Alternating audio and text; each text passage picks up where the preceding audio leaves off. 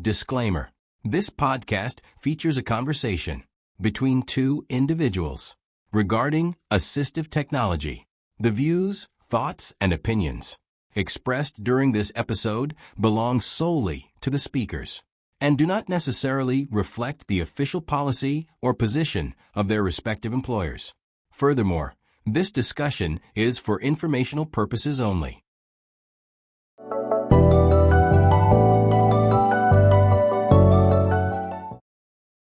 Hi, welcome to Assistive Tech Today podcast. I'm your host, Vinny Lavodi, and today we're joined by a special guest, an SLP, Jenny Opalinski. And we're going to sit down and discuss many things with Jenny. She's a woman of many hats, and so she's got a lot going on, but we're excited to have her on the show and talk about what she does and what her company offers. And so let's get started. So Jenny, without further ado, welcome to the Assistive Tech Today podcast. I'm so glad you could join us. Thanks for having me. Thank you, Vinny. Honored to be here. Thanks. So, Jenny, I know I said in the intro you're a woman of many hats. So I know we've known each other for a couple of years. I didn't mention this earlier, but I'm a assistive tech specialist for enabling devices. I have been so for the last 24 years, and I do AT tech for them, help assess products that they could be useful to the people that need it. And the company's just celebrating this year its 50th year. So that's my quick little background. And then Jenny, I know you work for Aspire. I do. My background clinically is I'm a medical speech language pathologist, and I have over 10 years of experience working mostly in critical care, trach and vent, TBI. And then for the last few years, I have been working in industry for Aspire Respiratory Products. My official title is Director of Relations. Aspire makes respiratory muscle strength training devices. And I have the privilege of working with a lot of educators and researchers to grow our educational platform. So we do try to provide really high quality educational opportunities to other clinicians. Great. And I know firsthand it's a great product because you gave me one to try, and I tested it out, and it does work very well for its intended application. So it's an easy sell because there are hundreds of research studies supporting respiratory muscle strength training in so many different populations. Right. Yeah. And well, as we always do, we'll always provide links to everything that we talk about in the show today in the show notes below. So my viewers and listeners can check out what we're covering today. Great. So with Aspire, I know that's one of your many job titles, and you also have the Wellness Shift. Yeah, the Wellness Shift is a platform for advocating for mental health awareness in healthcare professionals. My partner is a licensed mental health counselor, and honestly, the reason it exists is because when I started working with Aspire, I kind of took a step back from the clinical world, from bedside. Right. And every time I went back, it was profoundly emotional for me. Mm-hmm. And the Wellness Shift started after one particular day where we had a code on the unit, and then we had a debrief. We lost the patient. There was a debrief, and administration came out, and they kind of went around, and what they talked about is, well, how are we going to be faster, and where are we going to put the equipment so we're more efficient? And the whole time I'm standing there and I'm looking around the circle of these, young nurses, and they're pale faced and everybody looks worried, and nobody took a second to be like, hey, are you okay? Do you need a break? Are you processing this? Nobody. And I think when you're in healthcare and you work bedside and you have these experiences in the moment, you can't feel them. You kind of have to compartmentalize. Right. And oftentimes people carry that with them and never kind of debrief and never have the time to process it. So there is a lot of burnout.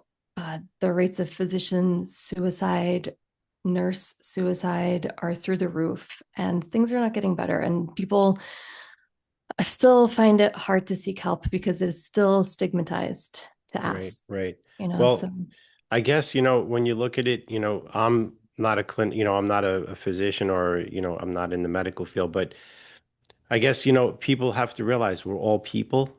Yeah. You have a job. If you're a doctor, you're a nurse, you're a therapist, speech therapist on the medical side, you're still human. Yes. Yeah, nobody wants to lose a patient. Obviously, that's traumatic. It's, if you lose a loved one, it's a traumatic experience, but it affects you too, and it affects the people that are caring for these patients. And, your mental health is just as important as the patients you're serving, because if you're not healthy, how can you do your job properly? So Exactly. it's all the way around, in all industries, when it all comes down to it, it's still about people. We're so connected and we're so efficient and we're so focused on all of our checklists and productivity. And I feel in my conversations, what I have found is that because we are not giving ourselves the time to stop and connect and be present, we're losing these so-called soft skills, which I think are actually not soft skills, empathy and that human connection and that presence, because there's research that supports these things. There's research that shows that people who are dismissed, the same pathways in your brain are activated if you feel unseen, as if you're actually physically in pain, right? There's research that says when clinicians are more empathetic, people have better results. And that's not to say kindness is like a magic cure. It's to say if you build that trust with someone, then maybe they feel a little bit more comfortable reporting something Right. or trusting you and complying with your recommendations, Exactly. Right. right? You have to build that human trust. We have such great technology today to make, sometimes make our workloads more easy or more efficient. But again, it goes back to, okay, that's all fine and good, but the human connection is so important. And Yeah. like you said, you can show somebody all the data in the world, but if they don't have trust in you, They it don't doesn't care. They're really going to mean Google anything. it It's and they'll just find like, whatever answer they want. right. I mean, I don't want to compare this, but even like if you go to buy a car, like it's not anywhere near a great comparison. But if you go to a car dealership and you don't just have, if you don't like the salesman, he's too pushy or whatever, Yeah. you're not going to trust what they tell you. You're going to walk out of there. Yeah. I mean, yeah, you But that's our definitely have to human have trust. nature. Yeah, You have to have exactly. trust. You have to have connection. You have to have presence. Nobody got into medicine to be rich, really. Like No, you get into medicine and you put all this work into it and you do it because you want to help people.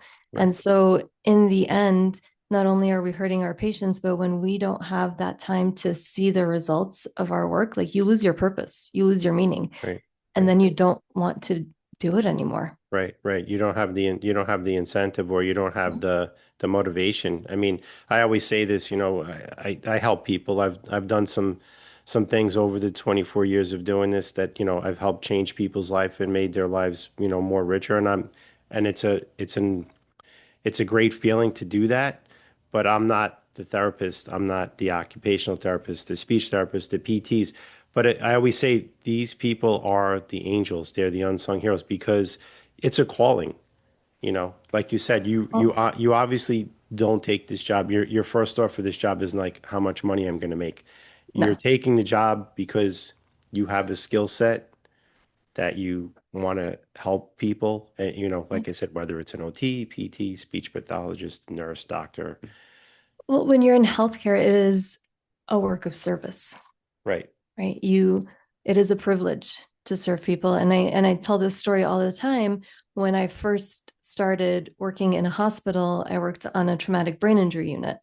And so I had these very sad, very heavy stories, right? Nobody prepares you for this when you go, you leave school and you go into the field. And so I would tell my friends about these things, and it would always be like, wow, that's so tough. It's so hard. But obviously, like people don't really want to listen to these hard things. There was one friend, and I said to her, listen to this story. It's so crazy. It's so sad. And she was like, wow, that is so beautiful. I was like, what? And she's like, that's so beautiful that you get to be there for a person in their hardest moment. Right. And that is, I think, what it what it means to be in healthcare, that calling, like to be able to stay and be present with people when they're in their hardest moments. Right, right. Yeah, no, that's so important. I couldn't agree with you more on that. Um, is there anything else on the wellness shift? Like, where can people go find out about that? Or Yeah, well, we're mostly on Instagram and I would say LinkedIn. And what we have done is we've compiled anxiety, stress kind of management strategies that are supported by evidence. So I really did call Joanna, my partner, and I was like, hey, I know therapy is the long-term answer to everything. But when you're in a moment or one of your clients is in a moment and they need something to get them to the next thing to help them to move on, like, what do you recommend? What do they do? And please don't tell me something like box breathing, because I want to see evidence. I want to see like the research right, behind it, because if we're going to sell anything to healthcare people, they want to see the research, right? And she's like, no, no, right, no, there is evidence behind this. And so we kind of started looking into these different strategies and looking into the research behind it and then posting them and making them available to everybody. And then we ended up doing in services and not just with healthcare professionals. We worked with corporate training professionals, and we did like in services for corporate people. We worked with a parenting group and we did parenting in services, because honestly, it turns out everybody is stressed out and anxious right, nowadays. right. So these strategies kind of are applicable everywhere, and that in turn turned into a series of children's books that we wrote. We published several books that kind of weave these strategies, these science-backed strategies, into fun stories so that you could use it with kids. And that For was really kids. because every workshop that we did, people would at the end comment, oh, I could use this with my kid. Mm-hmm. Like, actually, you can and you should, but like, we'll give you a fun way to do it.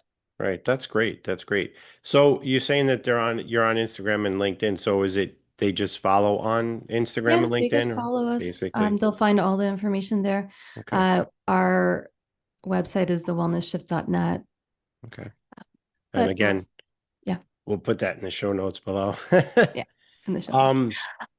Um, before we go on to uh one of your other titles or other endeavors, just Adventures. circling back to Aspire, I mean, Mhm.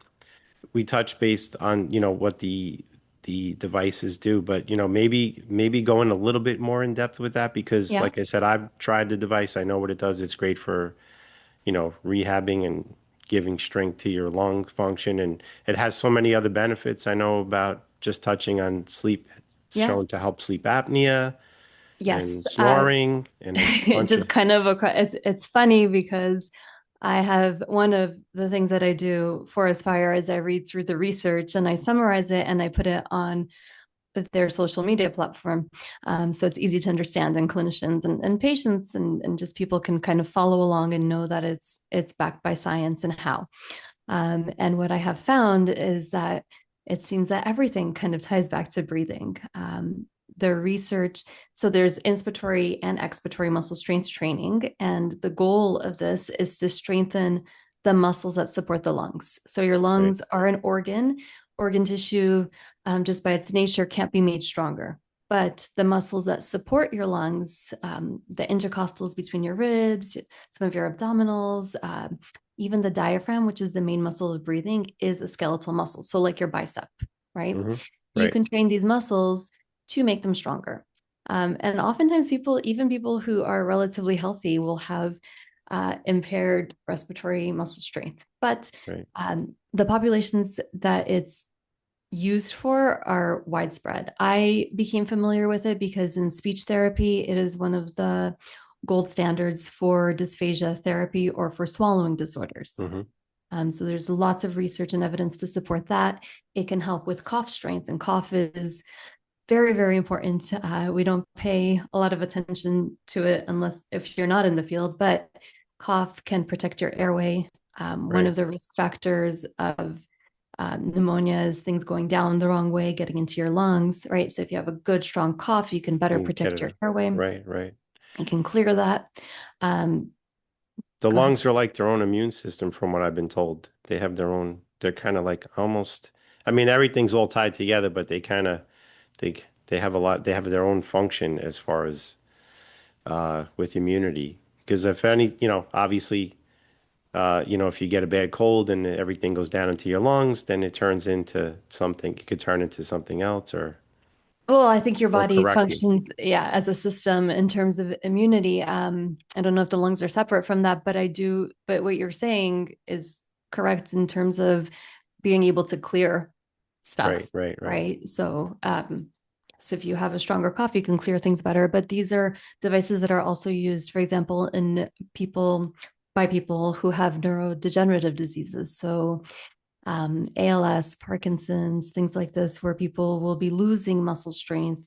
Mm-hmm. It helps them to maintain muscle strength and therefore Right, participation in their lives and right, quality of right. life. Just to keep quality of life. Mm-hmm. I know Um, I hear a lot and see a lot on online and reading from my own research that, a lot of times people don't breathe properly. Like they say you should breathe through your nose because um stimulates like nitrous oxide helps it triggers things. I may be incorrect on that or to properly breathe. A lot of people mouth breathe. Obviously, I guess that's why they have issues with maybe snoring and whatnot. Or well, I think the root cause of that can be varied, but so the devices don't necessarily help with mouth versus nasal breathing, right, they just but strengthen all the muscles, the supportive. they strengthen the muscles and they can in turn make the work of breathing more efficient. Right. And the way you coordinate your breathing can affect a lot of things. From a speech therapy perspective, it Hmm. can affect the safety of swallow too. Right, right. So there are treatments also like respiratory coordination that can help improve swallow safety. But this is actually the strength of the muscles that support the lungs. Hmm.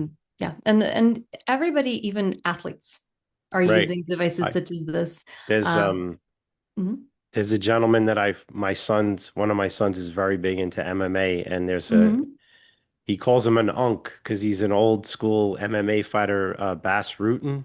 mhm, And he had some type of device for increasing the VO2 that mhm. he was promoting. It kind of looked like a snorkel with almost like a resistive, not Yeah. exactly like what your device is. Well, so I'll tell you the difference between the types of devices. And a lot of times this is confusing because if you would go on, for example, Amazon, and you Google a respiratory training device, you're going to find lots of Yeah. devices. But I would caution people to be careful with their choices because most devices that you see are going to be resistive training devices. And so the way that they work is, for example, they'll have holes in them. And as you increase the level, the holes will get smaller. Right. So there's more resistance, right? So think about blowing through different straws. Like a straw, right? You blow through the smallest straw, it's going to be harder to do it. But these devices are airflow dependent. So also think you're blowing through that small straw, you can work really hard and do it, and you could Hmm. work not that hard and you can still do it.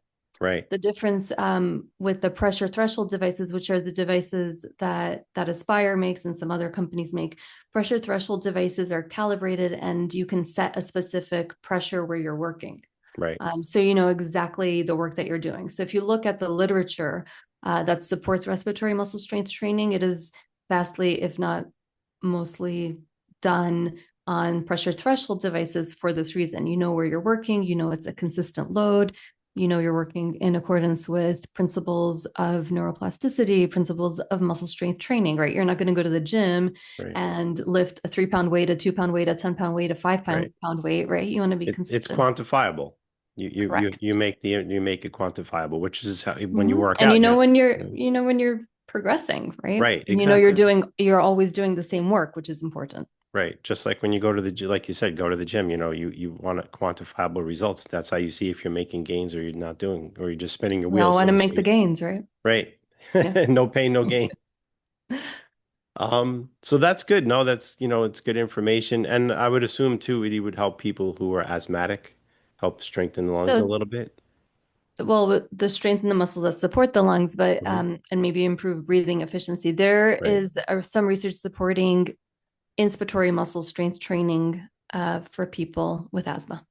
Right. I know with the device you had given me, there's one device and it will allow you to, and you're going to help me on that because the way So it is, it's that it only strengthens one way and then you need an adapter to, the base devices are the EMST devices, right. and there are two that we offer. One is a lower threshold range, and that one's covered by Medicare, a lot of other insurances, because it's considered a more medical device that can be used medically. Then we have the 150, the EMST 150, which goes from about 30 centimeters of water pressure to 150, and that's how pressure is measured. Right.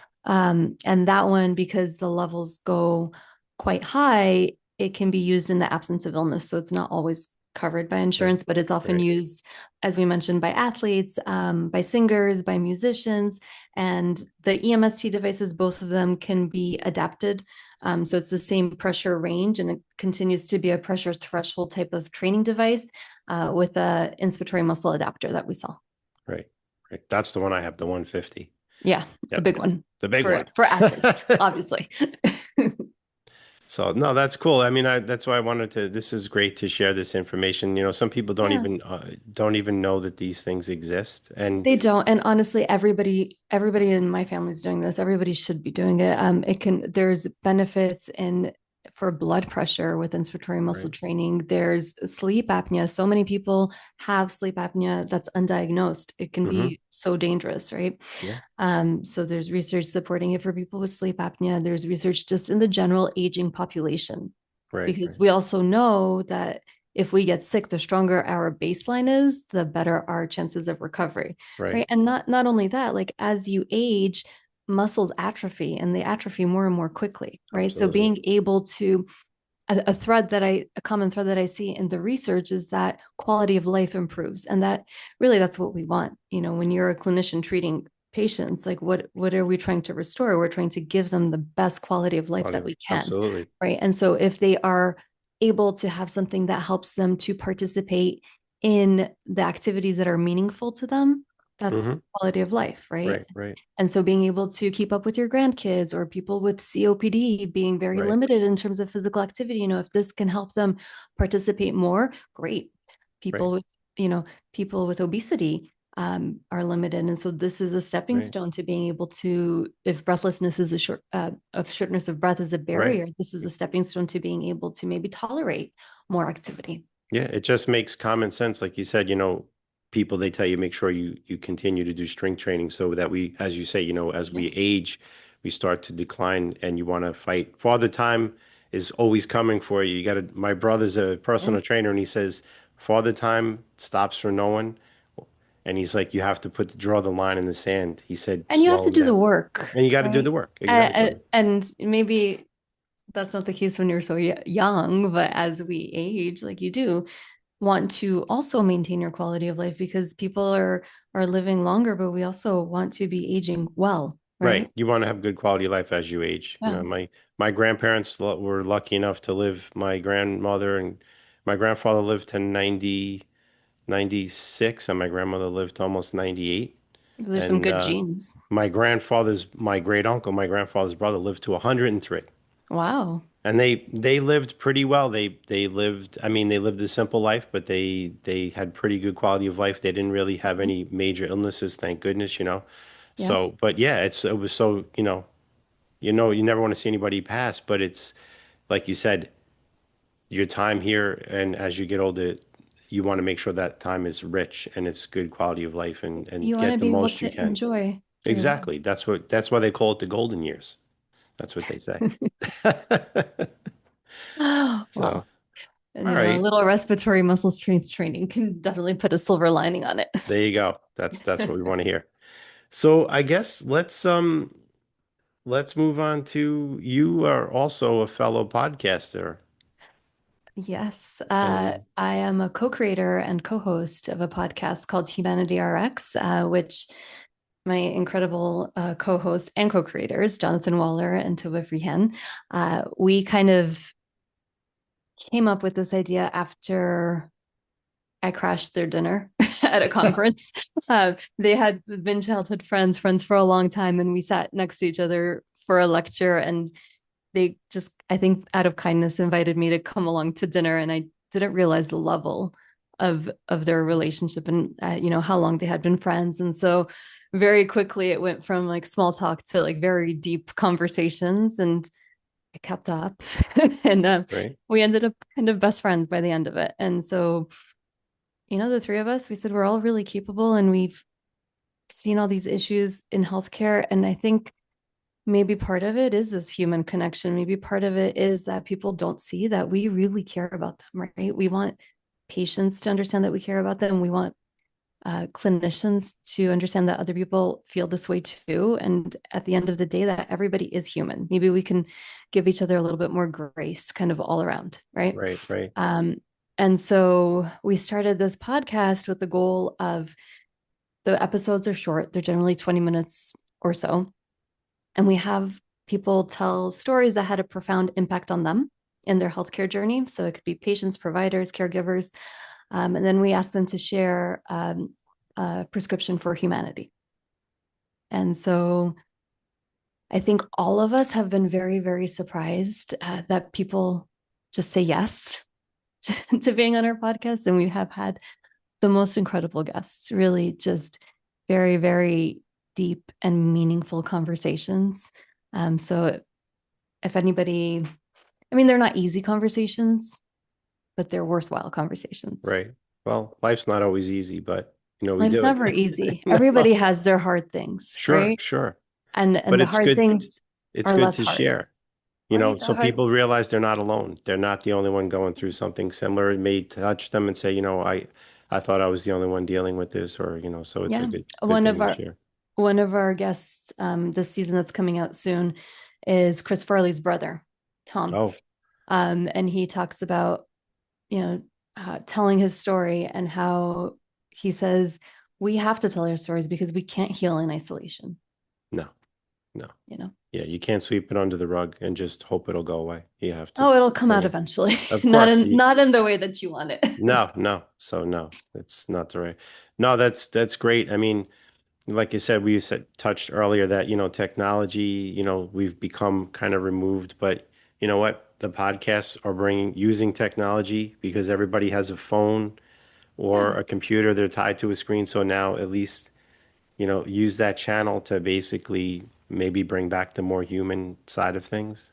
So I think technology is important, right? Technology is efficient, and technology can help us be more human and can give us back that time. We need to use it the right way. Right. But we can't forget, because the first thing that we lose when we focus on all this efficiency and getting things done quickly is we lose the pauses in between. And in the pauses is, I think, where the humanity happens. Right. So as long as we remember, and another thing I've been learning from my colleagues is empathy can be trained. That is not ever anything that we're taught, right? And looking at this research that really supports empathy and humanity and connection, and as a building block to efficiency, every time I tell people about this, their reaction is really the same. First, they're surprised that research would support these things. And second, it's like a quiet relief, because I think deep down, we really know that this is important. We feel that. Right. I want to use a coin or phrase from the original Spider-Man movie with Tobey Maguire. His Uncle Ben said to him, with great power comes great responsibility. So that was Cliff Robertson who played Uncle Ben. But those words are true. It really is. It is. All around, and we have to be responsible with the power that we have, and we use it for good, right? Because I think there's enough negativity and enough bad in the world. Right. Exactly. I agree. So, is there anything else you wanted to touch on with any of the endeavors that you're working on that we might have missed? Gosh, it's so interesting because none of this was planned, and I just can't say no to anything. But what I want to say is that I think there's always an opportunity, and oftentimes people don't take it or don't ask or don't reach out. And at the end of the day, we are all human beings, and sometimes rules can be pretty arbitrary, right? There are rules for everything, and we don't feel like we can do things, but those rules were sometimes made, as long as you're not hurting anyone and you're doing things with good intentions, sometimes it's worth an extra ask or an extra email or an extra 5 minutes to chat with someone to establish a connection. Like, you never know what good can come from that. Right, right. Well, that's a good note to end on. I hope so. So, Jenny, it was a pleasure to have you on the podcast. It's something a little different topic than I've normally been doing, but we've known each other for a while, and I thought it was important to have you on and to basically share what you're doing, which I think is such great things, and share them with my listeners and viewers. I appreciate you, Vinny, and feel free for anybody out there who wants to connect with me. I'm really happy to connect. I'm on LinkedIn. You can reach out to me via email. I'd be more than happy. Right. We'll put all that, Jenny's info about, all the things we talked about today in the show notes. So if anybody wants to check out keep up with what Jenny's doing and check out her podcast, which I'm telling you, check out her podcast. We'll give her support, and we'll take it from there. But thank you, Vinny. okay. I appreciate you. Yeah. Thanks for all right, joining me. guys. This is another podcast in the books. I'm your host, Vinny Lavodi, for Assistive Tech Today podcast. We'll see you all on the next podcast, and our gracious guest, Jenny, thanks again. We appreciate it. Thank you. Take care, everybody.